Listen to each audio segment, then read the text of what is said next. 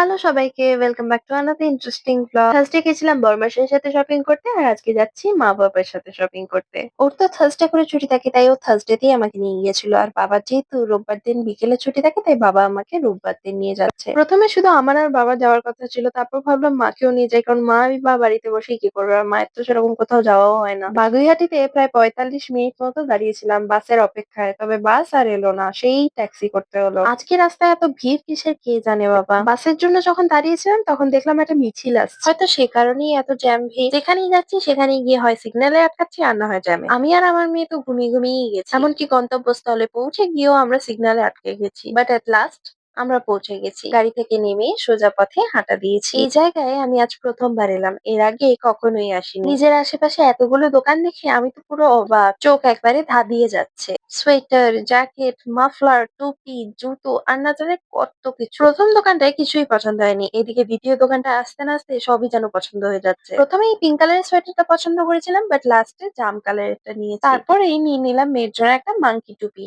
আরোহী তো মাথায় টুপি রাখতেই চায় না, খুলে ফেলে দেয় বারবার। মাংকি টুপিটা দিলে হয়তো খুলতে পারবে না ইজিলি, সেই জন্য মাংকি টুপিটা নিলাম। তারপর চলে গেলাম আরোহীর জন্য গরম জামা দেখতে। তবে সেরকম কিছু পছন্দ না হওয়ায় মা ঢুকলো শাল কিনতে আমার জন্য। এই শলই চয়েস করতে করতে আমরা আধ ঘন্টা এই দোকানেই লাগিয়ে দিলাম। শেষমেশ দুজনে দুটো শাল কিনে নিলাম। এখানেই 1300 টাকা বিল হয়ে গেল।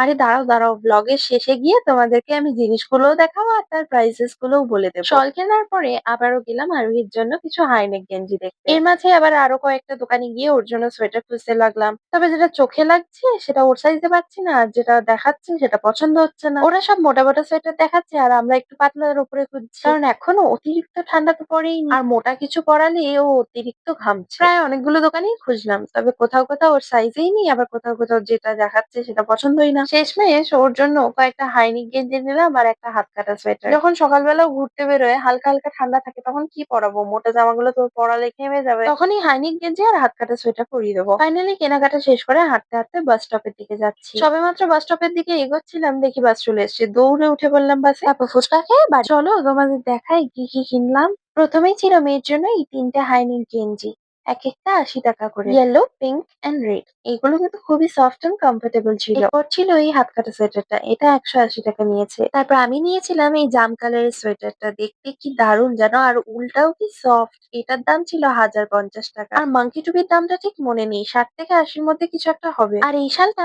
মায়ের, এটা কিন্তু দুদিক দিয়ে নেওয়া যাবে, দুই দিকে দুই রকমের ডিজাইন, সোজা উল্টো বলে কিচ্ছু নেই। এটার প্রাইস নিয়েছিল 550। আর এই শালটা আমি নিয়েছি রেড কালারের উপরে কাজ করা, এটা 750 নিয়েছে। আজকের মতো এইটুকুনি, দেখা হচ্ছে পরের ব্লগে, বাই বাই।